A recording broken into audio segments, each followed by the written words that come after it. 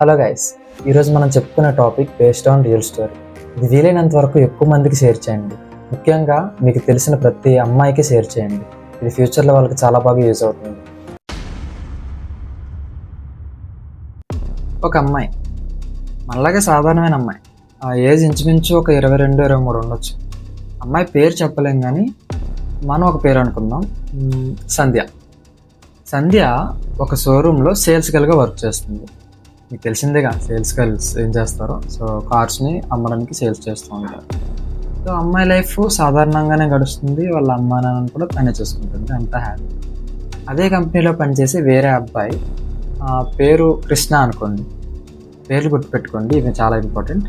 So సంధ్య వెనక కృష్ణ కొన్ని రోజులుగా లవ్ చేస్తున్నాను వెంటపడుతుంది. కొన్ని రోజులకి ఆ అబ్బాయి చూపించే కేర్, ఇంట్రెస్ట్, లవ్ అంతా అమ్మాయికి కొంచెం నచ్చి కృష్ణ లవ్ని యాక్సెప్ట్ చేస్తుంది. వీళ్ళిద్దరూ కూడా ఒకే ఏజ్ కాబట్టి ఈజీగానే కలిసిపోయారు, అంతా బాగానే ఉంది. కొన్ని రోజులు అంటే సుమారు 6 నెలల వరకు హ్యాపీగానే గడిచింది. దాని తర్వాత కృష్ణ ఒకరోజు సంధ్యని తన రూమ్కి పిలిచాడు. రూమ్కి పిలిస్తే ఓకే, లవరే కదా పిలిచాడు అనేసి సంధ్య కూడా తన రూమ్కి వెళ్ళింది. వెళ్ళిన తర్వాత ఒక టైంలో వాళ్ళిద్దరూ ఒకటయ్యారు. అంతవరకు ఓకే. ఒకటైన తర్వాత ఇప్పుడు మన జనరేషన్లో లవ్ చేసుకున్న తర్వాత ఇవన్నీ కామన్ అనుకోండి. కానీ ఒక ఆఫ్టర్ 1 వీక్ ఆ అమ్మాయికి వాట్సాప్లో ఒక వీడియో వచ్చింది. ఆ వీడియో చూసి సంధ్యకి వణుకు పుట్టింది. ఒళ్ళంతా చెమటలు, కాళ్ళు చేతులు ఆడలేదు. అదే వాట్సాప్లో అదే నెంబర్ తోటి ఇమ్మీడియట్గా కాల్ చేయమని ఒక మెసేజ్ వచ్చింది. సంధ్య ఒక్క నిమిషం కూడా ఆలోచించుకుంటే అదే నెంబర్కి కాల్ చేసింది. వాళ్ళు ఏం చేశారో ఈ పాటికి మీకు అర్థమయ్యండి. ఎస్, సంధ్య కృష్ణ కలిసి ఉన్న వీడియోని వాళ్ళు షూట్ చేసి సంధ్యకి పోస్ట్ చేశారు.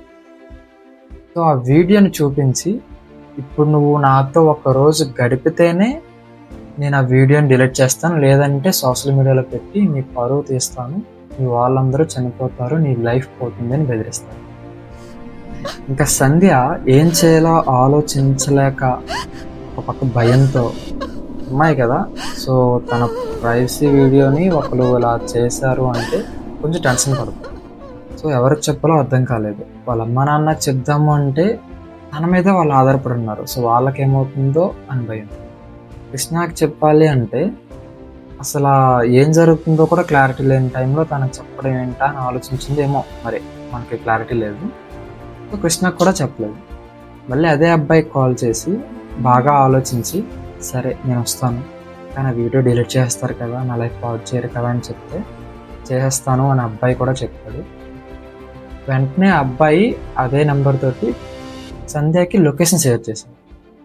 షేర్ చేస్తే మరుసటి రోజే సంధ్య ఆ లొకేషన్కి వెళ్ళింది. చూస్తే సంధ్య ఫస్ట్ టైం ఎవరితో అయితే అంటే కృష్ణతో రూమ్కి వెళ్ళిందో అదే రూమ్కి ఈ అబ్బాయి కూడా పిలిచాడు. Same location, same room. సంధ్యకి ఒక్క నిమిషంలో అసలు ఏం జరుగుతుందో అర్థం కాలేదు. ఇది నా బాయ్ ఫ్రెండ్ రూమ్ కదా అని ఆలోచించేలోపే ఆ అబ్బాయి సంధ్యని ఇంకా భయపడడం మొదలుపెట్టాడు. సంధ్యకి మళ్ళీ ఆ వీడియోని చూపించి, ఏంటి ఇంకా ఆలోచిస్తున్నావు, దీన్ని ఇంకా లైఫ్ పాడు చేయాలా, ఈ వీడియో అందరికి చూపించాలని భయపడ్డేసరికి సంధ్య కూడా వద్దు, మీరు చెప్పిందే చేస్తా అని తనతో ఆ రోజు గడిపి ఆ వీడియోని తన ఎదురుగా డిలీట్ చేయమని చెప్తుంది. ఆ అబ్బాయి కూడా సంధ్య ఎదురుగా డిలీట్ చేస్తాడు. కానీ సంధ్యకి ఉంటుంది కదా, సో నేను తప్పు చేశాను, ప్రేమించిన అబ్బాయితో కాకుండా వేరే వాళ్ళతో ఉన్నాను, ఇంకా మా అమ్మ వాళ్ళకి ఏం సమాధానం చెప్తా, కృష్ణకి ఏం సమాధానం చెప్తా అని కృష్ణ దగ్గరికి వెళ్తుంది. వెళ్ళి డౌట్గా ఒకటి అడుగుతుంది. ఏంటంటే, కృష్ణ నువ్వు మీ రూమ్లో ఫ్రెండ్స్ ఏమైనా ఉన్నారా నీతో పాటు అంటే కృష్ణ అంటాడు, నేను ఒక్కడనే ఉంటా, అయినా సరే 5 days బ్యాకే నేను రూమ్ వేకేట్ చేస్తాను, కొత్త ప్లేస్కి వెళ్ళిపోయాను అని చెప్తాను. అప్పుడు సంధ్యకి అసలు ఆ నోట మాట రాదు, ఏం చేయాలో కూడా అర్థం కాదు. ఓకే, అయితే నేను కృష్ణని అనుమానించానా అని అనుకొని తప్పు నాదే కదా అని తను రియలైజ్ అయ్యి తను కూడా ఏం మాట్లాడుకుంటూ అక్కడి నుంచి వెళ్ళిపోతుంది. అంతవరకు ఓకే. ఒక 2 days తర్వాత మళ్ళీ కొత్త నెంబర్తో సంధ్యకి ఇంకో వీడియో వస్తుంది. మీరు అనుకున్నట్లే ఎలా అంటే, ఇప్పుడు సెకండ్ టైం వేరే అబ్బాయితో వెళ్ళింది కదా సేమ్ రూమ్కి, అదే వీడియోని ఇప్పుడు కొత్త అబ్బాయి తనకు పంపించాడు వాట్సాప్లో.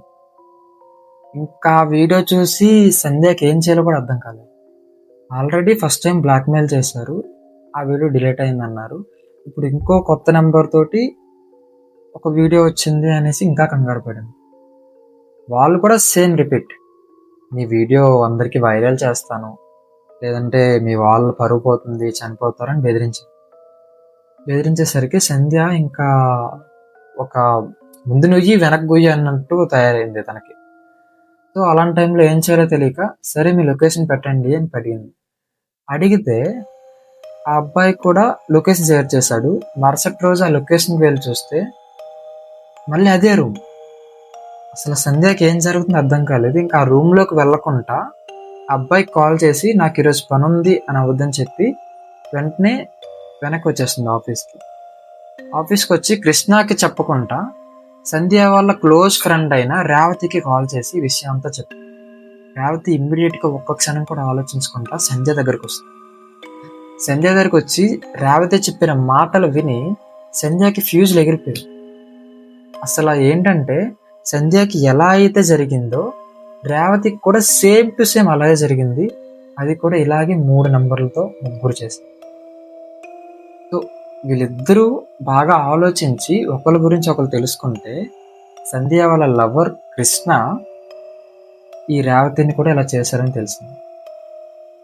సో వీళ్ళిద్దరూ వెళ్ళి పోలీస్ స్టేషన్లో కంప్లైంట్ ఇచ్చారు. ఇంక ఏదైతే అదే అవుతుంది, మా పేర్లు మాత్రం బయటికి రానివ్వకండి, మాకు వచ్చిన నంబర్స్ ఇవి, మా దగ్గర ఉన్న ఎవిడెన్స్ ఇవి, మా దగ్గర ఉన్న వీడియోస్ ఇవని ఇద్దరు పోలీస్ స్టేషన్కి వెళ్ళి హ్యాండ్ ఓవర్ చేశారు. సో పోలీసు గురించి తెలిసిందేగా, వాళ్ళు వెళ్ళి వాళ్ళ స్టైల్లో ఎంక్వైరీ చేస్తే మొత్తం 3 అని తేలింది. ఆ 3 కృష్ణ అండ్ వాళ్ళ ఫ్రెండ్స్, వీళ్ళు 3 కలిపి ఒక హనీ ట్రాప్ ప్లాన్ చేశారు. ఎలా అంటే ఒక అమ్మాయిని లవ్ చేస్తున్నా అని 3లో ఒకరు ప్రేమిస్తారు, ప్రేమించి ఒకరు లవ్ చేస్తున్నా అని నమ్మించి పెళ్లి చేసుకుంటా అని మాయ మాటలు చెప్పి బాగా ఒక 1 year 6 months 2 years వరకు రిలేషన్లో ఉండి దాని తర్వాత ఒకరు వచ్చి రూమ్కి తీసుకొచ్చి అనుభవిస్తారు. అదే వీడియోని తీసి ఒకరి తర్వాత ఒకరు బ్లాక్మెయిల్ చేసి ఆడపిల్లల్ని మళ్ళీ వీడియోస్ తీసి ఒకరి తర్వాత ఒకరు వాడుకుంటూ ఉంటారు. సో ఈ విషయం పోలీసులు కనిపెట్టారు. సో ఇలా చాలా మందిని చేశారంట. అందులో సుమారు ఒక 1500 వీడియోస్ ఉన్నాయండి. అంటే 1500 నుంచి 1200 వరకు ఉన్నాయని చెప్పారు. మరి ఎంతవరకు ఉన్నదో ఇంకా క్లారిటీ ఇవ్వలేదు. సో ఆ వీడియోస్ని బట్టి చూస్తే సంధ్య రేవతి లాంటి వాళ్ళు చాలా మంది జీవితాలు నాశనం అయిపోయాయి. ఈ కృష్ణ అండ్ వీళ్ళ ఇద్దరు ఫ్రెండ్స్ చెప్పింది ఏంటంటే, ఇంకా తిరిగి ఈ అమ్మాయిలే మా దగ్గరకు వచ్చి డబ్బులు తీసుకునేవారు, మమ్మల్ని ఇంకా వాడుకోవడానికి చూశారు, అందుకే మేము ఇలా చేస్తాం అనేసి రివర్స్లో చెప్పడానికి ట్రై చేశారు. కానీ బలమైన కారణాలు, ఆ వీడియోలు ఎవిడెన్స్ అన్ని చూసిన తర్వాత వీళ్ళు 3 తప్పు, వాళ్ళ అమ్మాయిలు తప్పు లేదనేసి పోలీసులు తేల్చి కోర్టుకి హాజరుపరిచారు. ప్రస్తుతానికి వాళ్ళకి ఇంకా ఏం జరిగిందో క్లారిటీ లేదు. నాకు తెలిస్తే మళ్ళీ నెక్స్ట్ వీడియో ఖచ్చితంగా చేస్తాను. ఇందులో మోరల్ ఆఫ్ ది స్టోరీ ఏంటంటే, అబ్బాయిని లవ్ చేసి ఇప్పుడు గడపడం ఓకే, కానీ వెళ్ళినప్పుడు అబ్బాయి ఎలాంటి వాడు, గడుపుతున్నప్పుడు మనం ఏం చేస్తున్నాం, చుట్టుపక్కల కెమెరాలు ఏమైనా ఉన్నాయా, అసలు మనం వెళ్ళింది సేఫ్ ప్లేసేనా, అబ్బాయి కరెక్టేనా అని వన్స్ ఖచ్చితంగా మీరు ఆలోచించండి. ఎందుకంటే ఈ రోజుల్లో ఎప్పుడు ఏం జరుగుతుందో ఎవరికి తెలియదు. సో ఇలా బ్లాక్మెయిల్ ఒకవేళ జరిగినా, ఒకవేళ మన చేయి జారిపోయిన తర్వాత కూడా జరిగినా, ఫస్ట్ వెళ్ళి మీ పేరెంట్స్కి చెప్పేయండి. వాళ్ళు ఫస్ట్ మీ ప్రిఫరెన్సే తీసుకుంటారు. మీ తర్వాత ఏదైనా వాళ్ళు ఏదో అనుకుంటారు అని మాత్రం మీరు ఆలోచించండి. ఎందుకంటే పేరెంట్స్ ఎప్పుడు మన మంచిగా కోరుకుంటారు. ఒకవేళ తప్పు జరిగింది అని తెలిసినా సరే సరిదిద్దడానికే చూస్తారు. వాళ్ళ తర్వాత వెంటనే భయపడకుండా పోలీస్ స్టేషన్లో కూడా కంప్లీట్ అవ్వండి. ఇప్పుడు మీకు నాన్ ఎఫ్ఐఆర్తో కూడా అమ్మాయిలకి ఖచ్చితంగా ప్రొటెక్షన్ వస్తుంది. సో మీరు ఖచ్చితంగా మీ ఫేస్, మీ నేమ్ చూపించుకుంటేనే కేసు అనేది బుక్ చేయొచ్చు. సో ధైర్యంగా ఇంకా వేరే వాళ్ళు ఫ్యూచర్లో ఎవరు ఇలా జరగకుండా జాగ్రత్త పడండి. ఈ వీడియోని వీలైనంత వరకు అందరికీ షేర్ చేయండి. సో ఎలాగో ఇంతవరకు వీడియో ఎండింగ్ వరకు చూసారంటే వీడియో కంటెంట్ మీకు ఎంతో కొంత నచ్చే ఉంటుంది అండ్ యూస్ఫుల్ అనుకునే చూసుంటారు. సో ఇలాంటి కంటెంట్ వీడియోస్ నేను మరింకా చేయాలి అనుకుంటే మీరు ఖచ్చితంగా సబ్స్క్రైబ్ చేసి నన్ను సపోర్ట్ చేయండి. అండ్ ఖచ్చితంగా నేను పెట్టిన వీడియో ఫస్ట్ మీకే రావాలి అంటే గంట కొట్టండి. ఎందుకంటే అలా చేసినప్పుడే మాకు కూడా కొంచెం అలాంటి కొత్త యూట్యూబర్లకి కొంచెం హ్యాపీనెస్‌గా ఉంటుంది అండ్ ప్రోత్సహించినట్టు ఉంటుంది. Thank you.